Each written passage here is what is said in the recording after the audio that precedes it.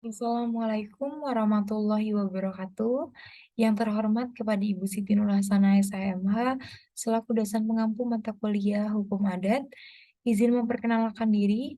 Nama saya Safa Puja Espahan dengan NPM 21120111430. Di sini saya akan memaparkan hukum pernikahan adat Toraja. Tanah Toraja terletak di Sulawesi Selatan, tepatnya di daerah pegunungan bagian utara.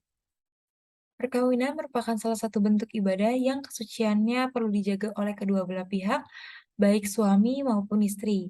Rampanan Kapa atau bisa disebut juga dengan istilah rambut tuka merupakan pesta pernikahan adat Toraja dengan menggunakan pakaian adat khas Toraja. Kedua mempelai menjalani tahap demi tahap yang ada. Setelah semua tahapan telah dilalui, baru kedua mempelai dapat melaksanakan pengesahan secara agama. Bila pengesahan secara agama telah selesai, maka kedua pengantin telah dianggap sah secara adat dan secara agama. Di dalam adat Toraja terdapat 3 tingkatan jenis perkawinan. Yang pertama ada Bobo Banang. Pesta di kasta terendah, perayaan sederhana, dan biasanya dihadiri dari beberapa undangan saja. Dilakukan saat malam hari dan jamuannya ada ikan serta 1 atau 2 ekor ayam. Yang kedua ada Rampok Karun. Pesta kasta menengah dan biasanya digelar sore hari di rumah mempelai wanita.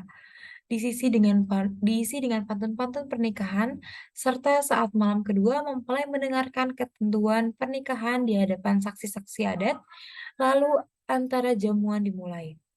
Yang ketiga atau yang terakhir ada lampu alok, pesta kasta teratas dan biasanya digunakan biaya dan waktu yang cukup besar dan panjang, adanya tahapan penyelidikan dan lamaran, dilanjut pernikahan sesungguhnya. Di Toraja, perjanjian pranikah sudah ada sejak nenek moyang atau leluhurnya. Dalam pernikahan hukum negara dikenal dengan istilah sertifikat pranikah. Namun, perjanjian pranikah di adat Toraja ini disebut dengan istilah urampan kapa.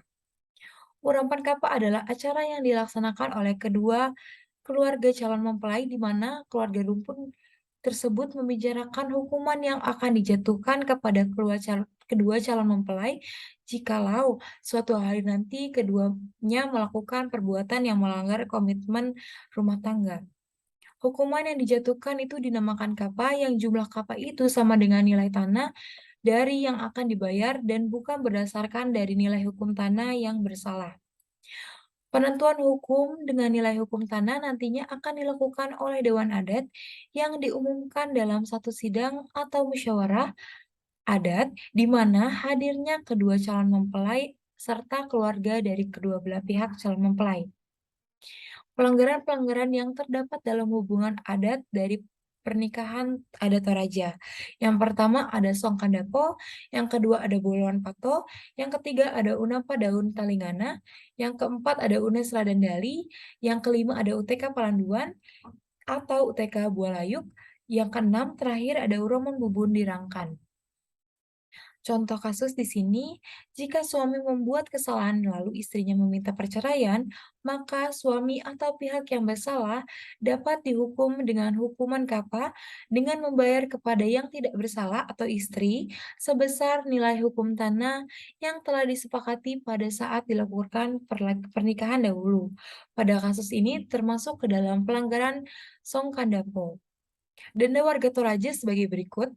Tanah bulan atau puang atau bangsawan didenda 12 sampai 24 ekor kerbau, bangsawan tomakaka didenda 6 sampai 12 ekor kerbau, tanah kakururung atau orang kebanyakan didenda 2 sampai 4 ekor kerbau.